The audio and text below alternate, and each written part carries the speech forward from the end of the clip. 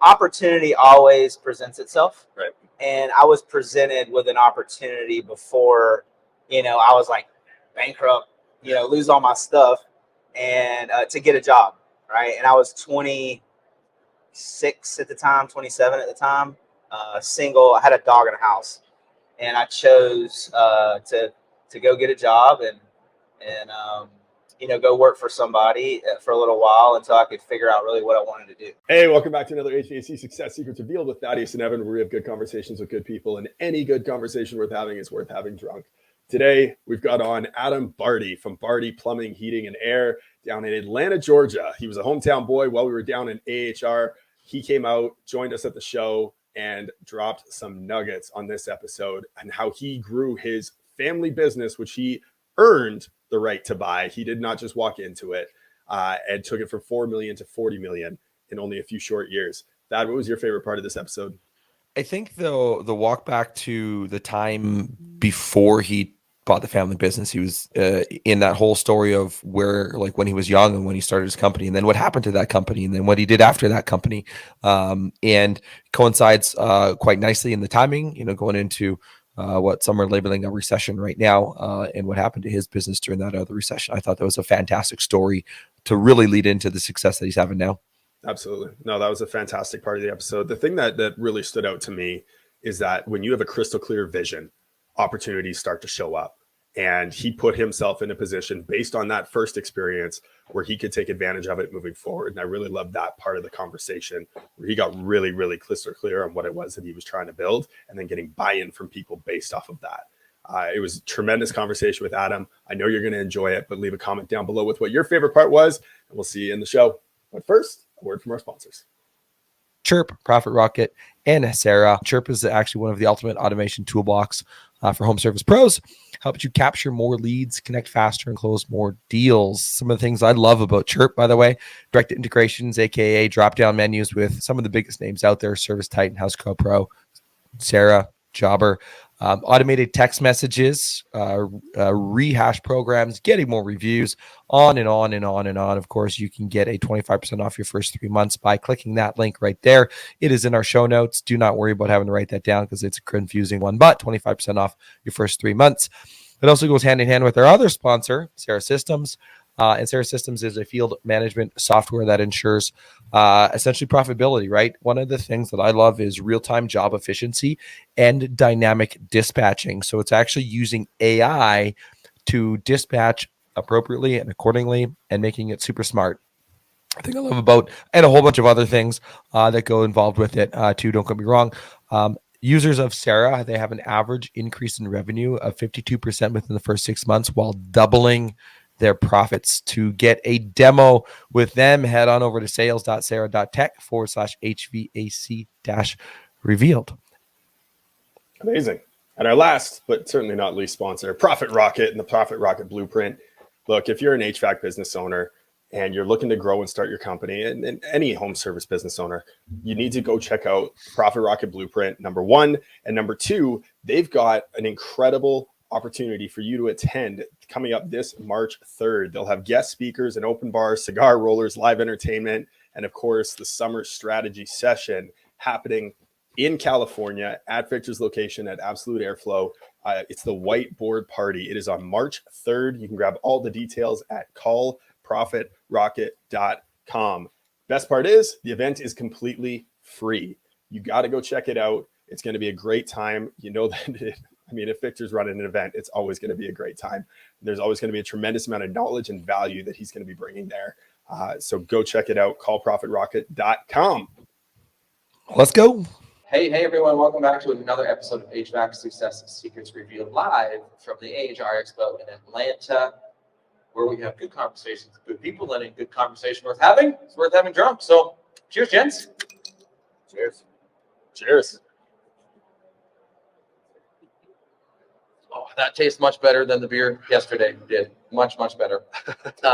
So today we have on Adam Bardi from Bardi Heating, Cooling, and Plumbing, a man that was in the family business from the very beginning, left the family business, started another business, a painting business. The recession in 08, 09 hit, had to make the tough decision to close his business because of some some of the factors there. Actually, that's one thing that I really want to get into and unpack today is, the recession part of things. Entered back into the family business about 5 years ago. In their first year, did about $4 million in your first year. And 5 years later, fast forward, you're on pace to finish up with $40 million in revenue just on the residential side. So thank you for coming in, a local Atlanta product even, for the AHR Expo. So thank you for taking the time to join us. I'm excited to be here. Very excited to be here. All right. Well, tell us about your story. Man, it's been a journey for sure. If I look back and I think about, what I was gonna be when I grow up, one of my horror stories was working for my dad. Right, family business is super tough.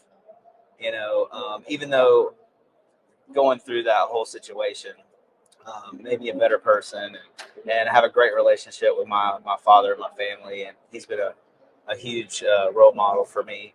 But it was. I look back and I don't know if I was as mature as I needed to be at the time, if that makes sense. And that's probably why I steered away from the family business and kind of wanted to, create my own path. And I started, a painting business when I was 21. Bought my first house and started a painting business when I was 21 years old. It was a little stressful. I remember waking up some mornings going, man, I don't even know how I'm gonna, pay the bills, or like, this is so new to me, being the adulting part of that, right? Well, especially at 21, like I think back to when I was 21, like we ran Cutco offices, so it's a little bit different, but like running a full-on business, it's stressful running a business, asking a business owner. Yeah. Right. Yeah. Super stressful, and just figuring out how to get work, and how to make sure that we can have the payroll and hire your first employee and buy a truck. And I was fortunate enough that my dad did help me a little bit, in the beginning, to buy a truck and get those things going. So nice. Well, so and when we talked about it right at the very beginning, you had the business, you grew it, and I think you ended up having like 11 employees, 12 employees. I'm going by memory on this one at your peak, right? Not as many. So I had like 8 employees. Okay. I had 4 full time, and then we used subcontractors. Right. I was doing all new construction mostly. Wow. 90% new construction, which is what failed. And what was the downside of not being a diverse business. And on the painting side, I'm guessing it's the same as HVAC, where you're cutting your profits in order to get the jobs because you're based on quantity, not quality. Yeah, we were doing what I thought was super glamorous, right? We were building, I was painting like 10, 12,000 square foot custom homes. Right. Yep. And it would take us like a month to do them, and they were super fancy, and we weren't making a ton of money. It was kind of like we were just rolling the cost into the next one and just making. I was making a salary. I wasn't making any money. So how many to pay Paul? Something like that. Yeah, Yeah, right? Man. And when you can't dictate when you get paid, you have to rely on someone else to write the check or decide when they're going to release funds. It's just a tough business, and that really propelled me in some of the decisions that I made later in life on what I wanted to do and really spend my time on. Makes sense. Walk us through the decision of to pull the plug. Like at that moment when things are going downhill, you're not making money. At what point are you saying, you know what, I failed, I didn't get it done, and I need to pull the plug? So, man, what a dark situation, right? It wasn't that crazy. So opportunity always presents itself. Right. And I was presented with an opportunity before, I was like bankrupt, lose all my stuff, and to get a job. Right. And I was 26 at the time, 27 at the time, single. I had a dog in a house, and I chose to go get a job and go work for somebody for a little while until I could figure out really what I wanted to do. Right. So, gotcha.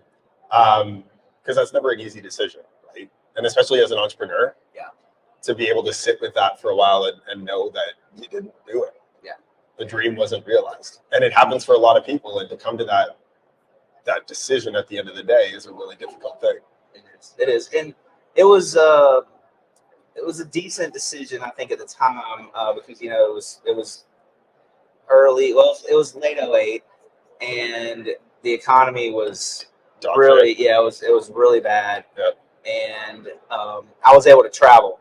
So I took a job and I left and I moved to another country. And I was 26. So it was kind of an adventure, and I did that for, you know, 16, 17 months, and got to travel a lot and see the world and meet new people. And then I came back to reality, came back home, right, for a girl that I thought I was going to marry, and that didn't work out. Funny how that Never works. does. Yeah. So 90 days from coming back, we were broke up, and I was back living in my house. You know. So you went and traveled. Yeah, I want to talk a little bit about travel for a second, because I've done 4 months in, you know, Southeast Asia. It was probably one of the biggest learning things that I've ever done, and humbling for my life to see other parts of the world and the country and really immerse in culture. Taking that experience, 16, 17 months of traveling, fast forwarding to now where you're at in your business, what learning lessons did you get out of traveling the world? I think the biggest is sometimes you just got to figure the shit out yourself. So when I left, I moved. Our headquarters was in Bangkok, Thailand. So I was there, and we flew into that city. I had to find an apartment, figure out how to get around, how to eat, right, how to live, and I didn't have any help. So I grew up really fast at 26. You know, learning that, and I had a little bit of help when I got to know my coworkers, and they helped me out a little bit. But And Bangkok's a wild city. yeah, you know, it was. We traveled a lot, right? But yeah, it was fun. Land of Smiles, man. Southeast Asia is a great place. I learned a lot about myself and, you know, other people, and it was a good time. But yeah, just figure it out yourself. Don't wait for somebody else to carve the path, figure it out for you. Just dig in and get it done. I'm going to ask the question everyone that's listening back home is probably thinking: any massages with a happy ending? Man, I thought. No, I wouldn't say. There's a little bit of a delay there. It was a fun time, right? Yeah. It was a fun time. There's a lot of beautiful women there. Absolutely. How about that? Also, a lot of ladyboys there. Yeah, you'll learn quick how to point those out. Yes, absolutely. Well, so when Evan, I did have a massage with a happy ending, so it's okay. You can say it if you actually did. So, yeah, you went first. I got no shame sometimes. So, had the painting business, went traveling. Now you're faced with likely leaving that job, and you likely got a proposition to come back to the family business. Yeah. So my father, randomly he's like, "Hey, we need to go to lunch," and I'm like, "Okay, this is going to be interesting." He doesn't invite me to go to lunch. I remember exactly the restaurant, the whole 9 yards. He asked me to come back to the family business. His background, he's a mechanical engineer from Georgia Tech, right here in this amazing city called Atlanta. And he was, his background and his vision and his goals and his business that he built was primarily commercial business. And it was come back, be a project manager, learn that business. And I spent probably almost 100 days deciding whether I was going to come back. Well, and, when I look back, it was really more like, am I mature enough to handle the pressure of coming back to a high performing business and being the owner's son? And because when you're put in that position, you have to be better than everybody just to be equal. Yep. So I did that and came back, and no, I wouldn't say no one wanted me there, but there was some pushback. I kind of heard through the grapevine, and so they gave me like the shittiest job in the place, which was running the warehouse, sweeping the floors, doing deliveries. I was making like $16.50 an hour. I did that with a smile on my face for like 8 months, and I was like, "Hey, I really want to get into the residential business, in residential service." At the time, I spoke with the general manager that was running that department. It was less than $1 million. It was a small department, a couple technicians, an install crew, and convinced them to transfer me over there. And I went back to tech school at night, and I got 2 weeks of onboarding on how to do a tune-up, right? How to run a maintenance call, and just work my way up through that process to to taking calls and dispatching and running sales calls and doing installs, and just work my way up through the business from, this was 2011 to 2016. I was the general manager of the residential business unit, and we were doing low threes as far as revenue goes. And 17, fast forward a year later, about a year and a half later, my parents decided that they wanted to retire.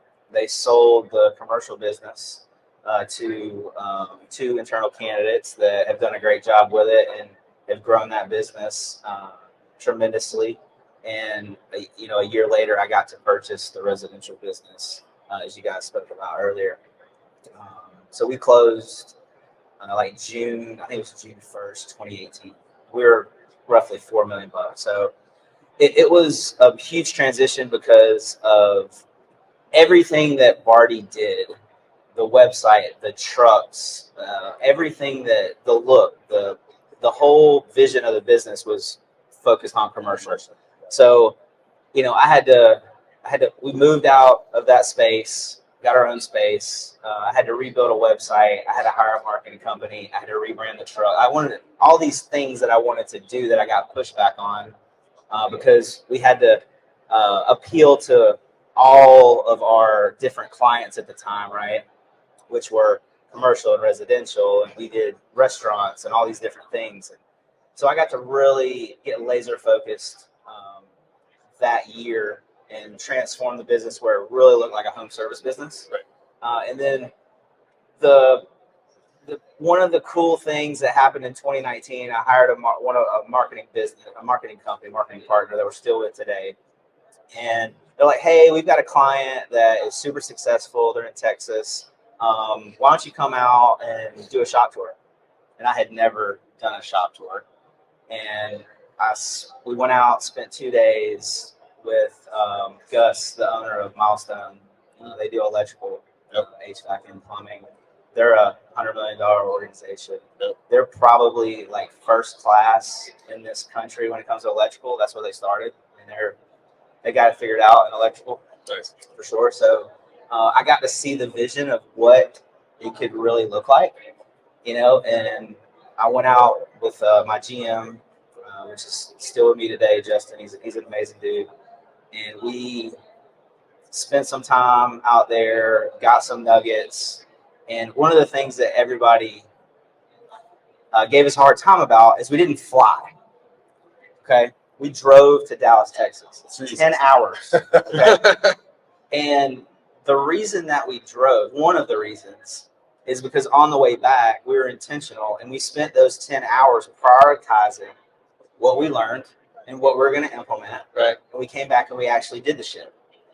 Right. Which most people don't do. Well, it's because you think about it on a plane, like, what do you do at the airport? Well, you go to the bar, you have a drink, you have a bite to eat, you sit wait for your plane, you get on your flight, and then you're watching TV or some shit because their Wi-Fi sucks. So then you don't talk to anybody, so you don't actually plan it. So it's actually a smart way to do it. Yeah. So, and we did that in 19. We did that over and over again. We did that a few times, and just implemented and continue to build the business. And one of the, if I look back and I think about the journey and the stair steps of business, right? It's not like one just vertical line. Is first I figured out how to make the phone ring. We partnered with good people, and we could make the phone ring, and we could actually close some sales. We could sell some stuff. And then I figured out really quick, it's like, I don't have enough people. The team is really what's holding me back. And I hired all types of recruiting agencies and people that were experts and that I wasted a bunch of money on that couldn't get results. And I was kind of like pretty much down on my luck on the whole recruiting side. And I found a guy, I found a partner. I was introduced to someone that spent the time in my business and set up our recruiting department and taught us how, helped me hire our first in-house recruiter. And then it was like the next stair step, right? And we were able to, find talent, retain talent, and really, take that next leap. And it's been a fun journey. You talked a lot about getting the right people in your team, and this is something it's reoccurring with every business that we talk to that is crushing it and doing really well. Getting the right people in the right seats on the bus. What are some of your criteria that you look for in people outside of like the competency for that specific position, but just in terms of quality of characteristics of the person? So there's 3 things. If you ever spend any time in our building and you're in a meeting, you'll hear 3 things that you have to be successful at Bardi. You got to have a good attitude, right? That's number 1. You got to have a good attitude. You got to be coachable, right? And you have to make sure that you're intentional on all the things that you're doing in your life, right? You can't be a train wreck at home and be super successful, right? In your line of work that you're doing. Right? So we're really focused on those things. One of the things that we put in play is the predictive index. I don't know if you guys have heard of that. It's a hiring tool that has really helped us in the screening process and in managing our team. So, real high level, you build out its personality and its cognitive. So how fast can you learn things when you onboard someone, right? Does it take them 2 weeks and they got it? Or does it take them 2 months and you're like, Jesus Christ, I got to get rid of this person? So, putting those things in place, spending all the time and effort to really build it out, build all the profiles, to have, what an HVAC technician looks like, what a manager looks like, what a CSR looks like, what a dispatcher looks like. All those profiles are different, and implementing that in our hiring process has helped us. We've seen a lot of results. So if someone has a super high cognitive score, typically their onboarding time is cut way down, right? You tell them 3 or 4 times. It's kind of like when I don't know if you've ever taught somebody something, they didn't take any notes, and you're like, this is going to be a train wreck. And they're amazing. And you're like, holy shit, they retained everything. So this actually happens sometimes because these people have super high cognitive scores, with this platform that we're using. So a couple different things. That's good. You lost it? Yeah, I lost All right, you pulled the Thad? Yeah. All right. it was you throwing up the peace sign. I was like, I was waving at Josh Couch. So you mentioned being intentional, and both in your personal life and in your business life. And it's funny. There's some other people, Power Women of Trades. Cassie Pound was talking about this too. She's like, I think I saw her, by the way. Yeah, they're around. They've got a bunch of. I think they have a slot today or tomorrow while here. But actually, they got in last night. Yesterday was travel day for them.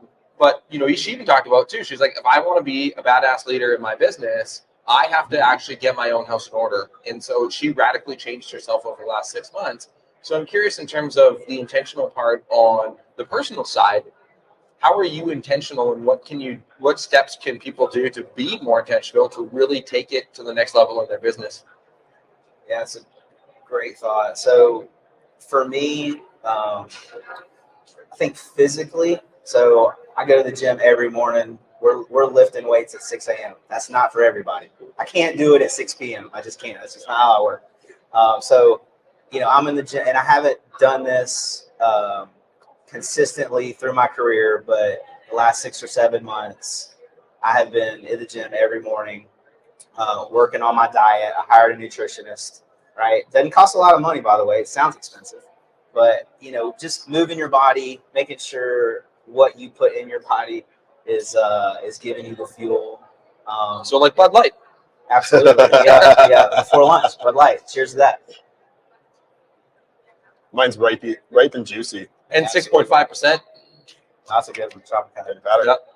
Shameless plug. So that kind of stuff. And what you're putting in your mind, right? What are you? I don't watch TV. I don't really watch shows. I know everybody always talks about, I'm watching this show. I'm watching, what's the real the famous show that's going on right now? Yellowstone. Oh yeah, I I haven't watch watched it. No. Yeah, I don't watch any of that stuff right now. I do. I'm a huge sports fan. Right, I gotta get the sports in, watch my teams, but No, do you PVR it and fast forward through all the shit? no, Okay. I'm That's what I too used to lazy to do that. Yeah. So, Sports is tough to do. I can't. I don't. I'd have to watch it live. I can't watch a PVR episode. yeah, I have to like delete my ESPN app off my phone or something. Shut off the stations. Right. So yeah, I mean, just what you put in your brain, how you feel yourself. Are you getting the exercise you need? Are you getting enough sleep? Sleep's huge. Do you have a coach? I think everybody needs a coach. Michael Jordan had a coach, right? And several coaches. Yeah, absolutely. Yep. And you think about, a lot of people talk about Tiger and Michael Jordan. They're two arguably best coaches or closest coaches were their fathers. Right. And if you look at the timeline when Michael Jordan's dad died, dude went and played baseball. Right. Right. When Tiger's dad died, he had a bunch of bad shit happen to him. Right. Yeah. Right. Like whatever. So you got to have a coach. I'm a part of a organization called Vistage. It's ultimately a worldwide organization where CEOs get together once a month, and we are chaired by a leader. And it's kind of like my board of directors. We go there every month. We meet, we problem solve, and it's from all different walks of life and businesses. So there could be attorneys in there, CPAs, construction, healthcare. There's all kinds of stuff, right? So being able to go there once a month, that's my day. The whole day, I unplug, shut my phone off, and I am processing issues with them and bouncing stuff off of them, because typically they've dealt with the same issue I have, or they're way past that, right? So because every business has common struggles and challenges. Yeah, so, compressing decades into days. Right? That's it, man. That's it. That's it. I'm glad that you said the coaching group that you're part of, because I actually wrote down like who and what do you guys talk about in terms of your coaching, but you've already kind of mentioned that. So it's great. Scratch that one off my list of questions. I do want to touch on the health piece really quick, because I think this is incredibly important and something that's not talked about enough. If you're not taking care of yourself, you're not going to be able to perform at the level that you need to show up for your people. Absolutely. Been super cool to see. I'm not sure if you're a part of it, the Facebook group, the First Step with Ken. I just joined it. I got to figure out how to sync my Apple Watch to it or something, so I can. So it can just send the updates automatically. Yeah, because for sure. It's really cool to see the posts that are in there. I know Intentionality tries to lead it a lot with his incredibly long bike rides. Ken's posting all the time with his runs. Guys are posting about how much they're lifting. Like it's fantastic. I love that health has become a focus within the trades, especially with business owners, because it's going to trickle down to your people. Absolutely. Right? How you show up in your office is going to influence the rest of your team. But if you're not taking care of yourself, your mind will never be as sharp as it needs to be. You won't have the energy that you're going to need. And usually the people who end up paying the price for that is your family, because you give everything you possibly can at your business, and then you come home and you got nothing left to give. Absolutely. Yeah.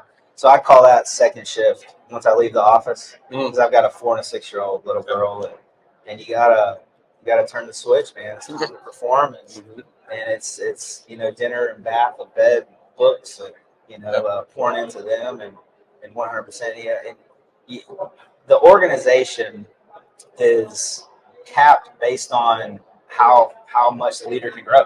Yep. Simple as that, right? Yep. If I can't grow and have the vision to put the pieces in place, then we're gonna hit walls and roadblocks and not be able to get past the issues and the challenges that we see every day. So, well, one of the things that's been very evident already, and you touched on it when you talked about that 10-hour car ride, the intentionality behind implementation. Where did that come from? The desire to win. Yeah. Yeah. So, I look back in the car ride, it wasn't intentional then, but now it's like, you know what, man, that shit really worked. Right.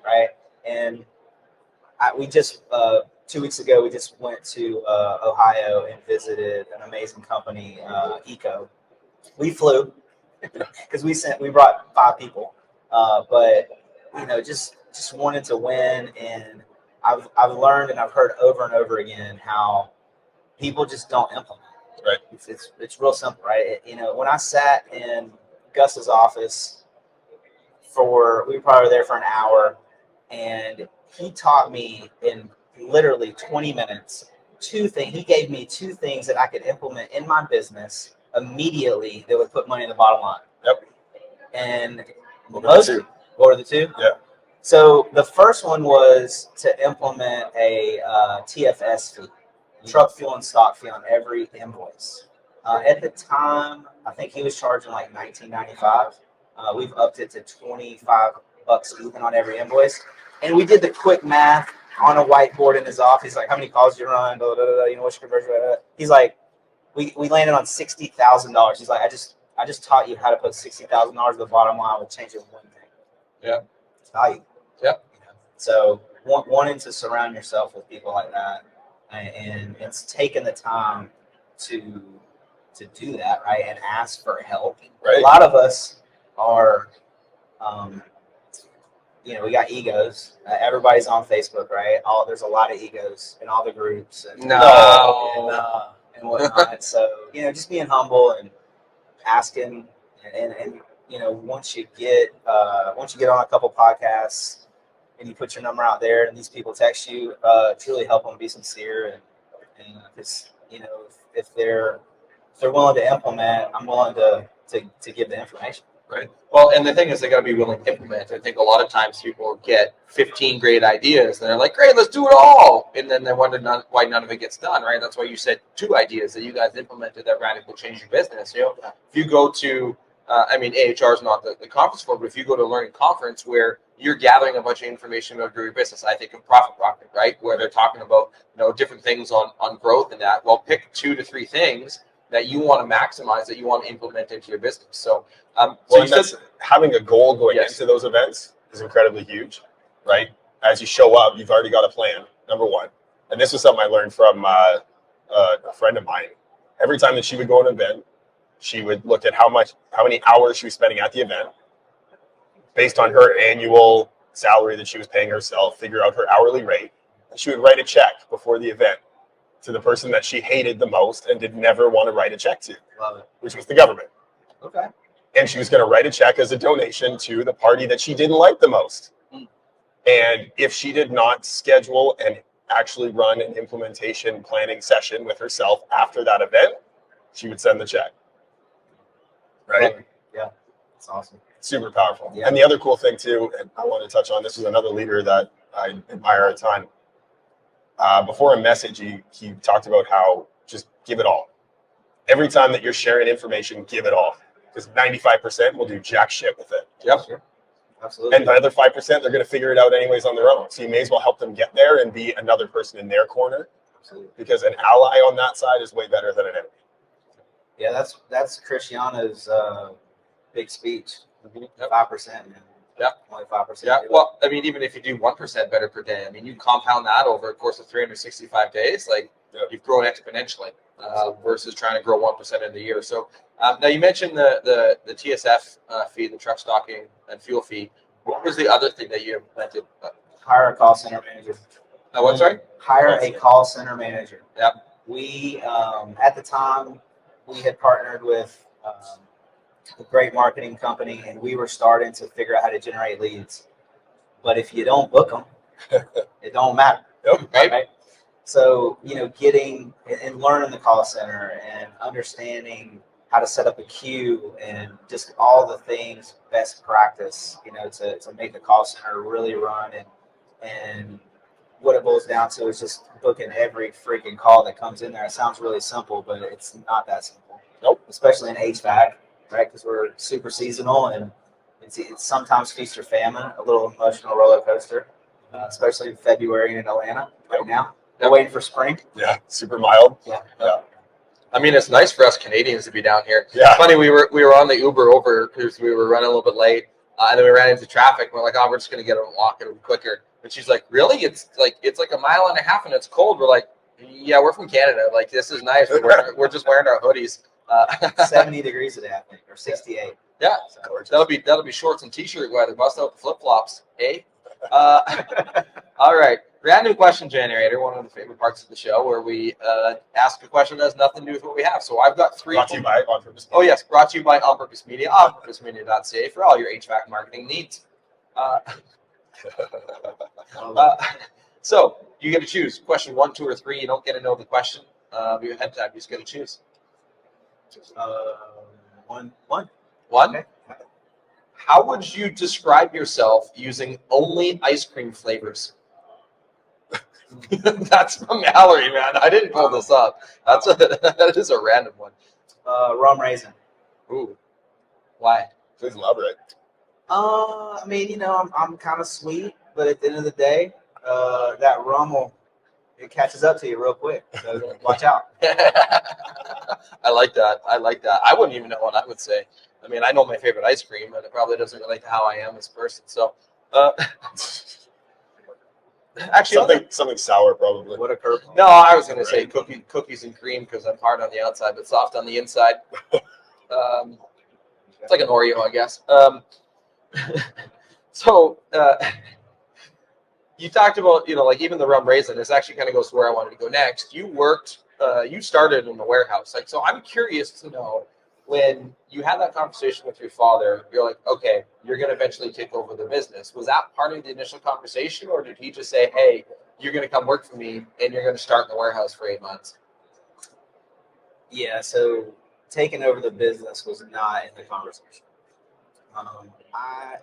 It wasn't even really, once I said, okay, I'm going to come back and work for the business. He put me, he was out of the picture. Like, I had to apply, interview, like the whole 9 yards. Like, he treated me like an employee, which I love, Right? because I think that's the way to do it. So the conversation didn't start until 2017. So if you fast forward 5 or 6 years later, my dad's a huge fisherman. It's one of the gifts that he's given me. We're going to go fishing on Friday if the weather's nice, and we're like fishing on his boat, and he's like, hey, I'm thinking about I'm going to sell the commercial business. Do you have any do you have any desire to be a part of that? And I'm like, fuck no. That's a hard no.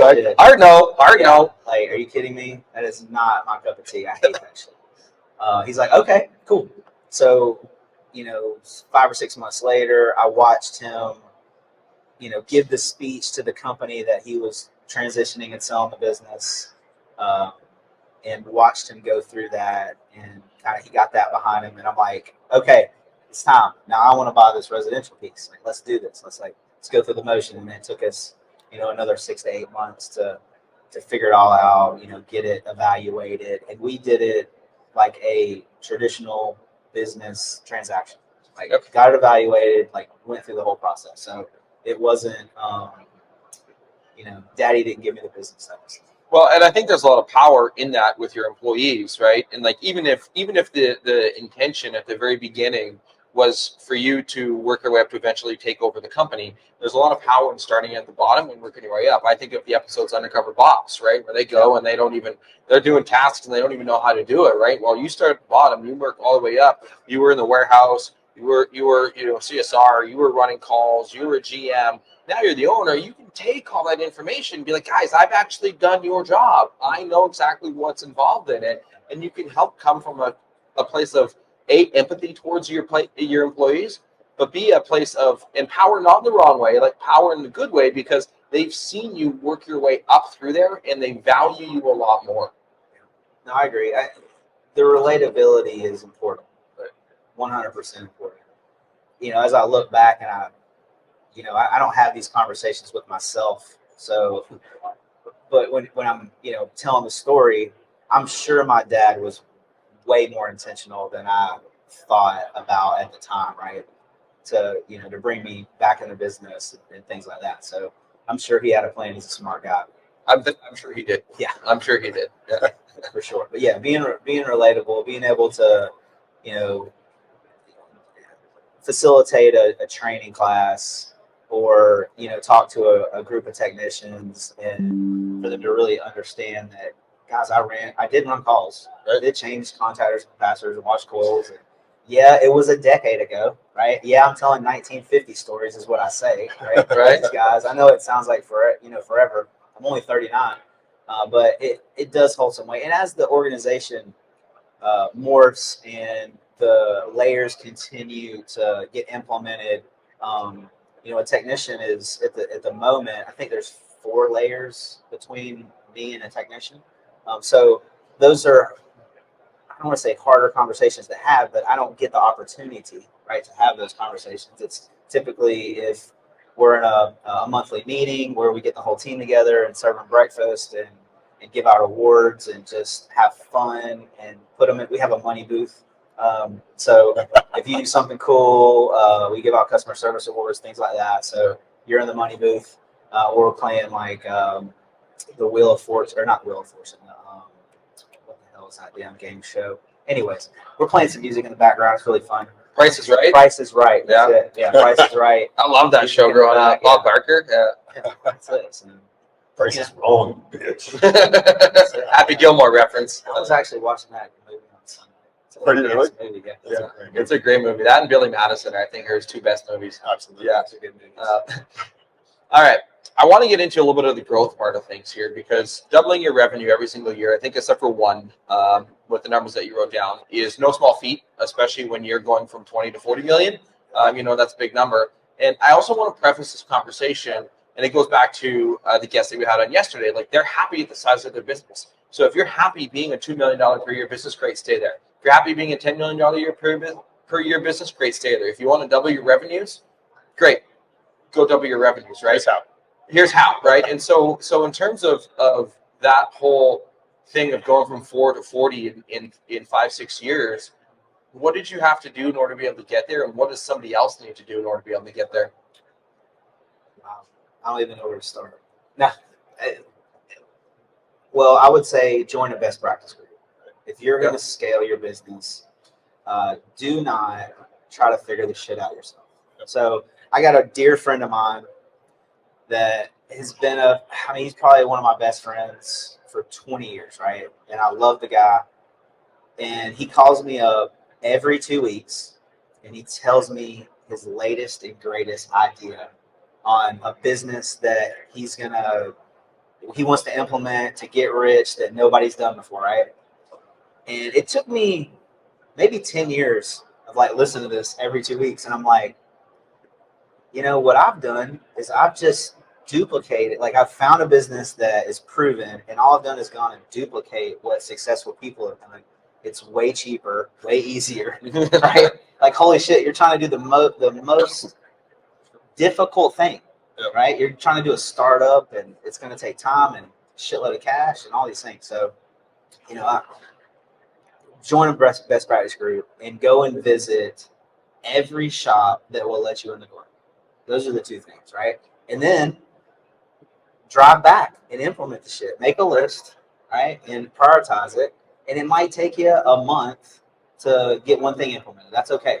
Right? When I go and I spend time with my CEO group, if I learn something, my takeaway is I want to take something back, one thing back, and implement it in my business once a month. And if I do that, I'll look up in 12 months and I'll have 12 new things implemented. Now, that can create shiny object syndrome, right? That's something that I struggle with, that I have, identified. So I have to slow down on the shiny objects and all the new stuff, because change, when you grow from 4 to 40 in 5 or 6 years, there's a lot of change that happens, and your team gets whiplash, right? There's just a lot of change, and there's just a lot of stuff going on, and there's some fatigue in that. So, just being super intentional. And I believe that the faster you can implement, the sky's the limit. It's really, if I look at, the issues of the world, right?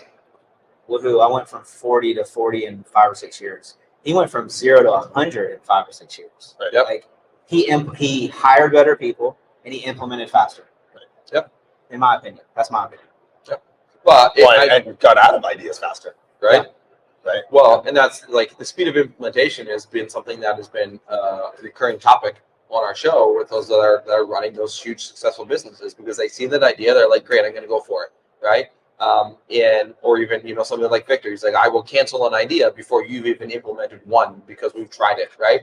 But that's the idea. Anything about like Google X Labs, right? I don't know if Google X Labs still exists, but they have this lab where they actually celebrate when they cancel an idea, because they want more ideas. And the reality is that if you have 100 ideas, 10 are going to be good. You're going to go and you're going to action out 10 of them, but 2 of them are actually going to stick. Yep. So, but if you're coming up with those ideas, you're trying to implement more than the other ones. If you're only coming up with 10 ideas, well, guess what? You're only hitting 0.2 that are actually going to stick, right? Versus 2.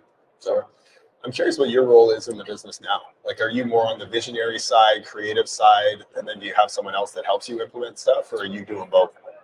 Yeah. So, excuse me, that beer, that Bud Light, yeah. Whoa. So before we get there, I wanted to say something about what we talked about earlier. Is the other gift I think you have to have as a leader is you have to be able to identify what you're going to implement that's going to make the largest impact. Yes. Because you can implement shit that isn't going to make it's going to make a small difference, right, in your business. So really, that have that skill to be able to identify what are the biggest levers I can pull. Is the recipe, I think. It goes out of that. So, Okay. so ask your question. Hold on. Now I got to pause and go back to a different question because I want to go deeper on that. Making that decision on what's going to have the biggest impact. How does that? Because at some point now you're getting between the amount of time to make a decision, that speed of implementation, but also trying to figure out and this is where a lot of people get stuck, is they get stuck in analysis paralysis, right? Well, is this one the right one? Or should I try this one? Or should I try this one? And I don't know which one's going to be best. And they get stuck. So how did you find that balance between those two? Yeah, your thoughts get in the way of the destination. Yes, 100%. Right? So I'm not perfect at this, but we've implemented the EOS system, right? I love it.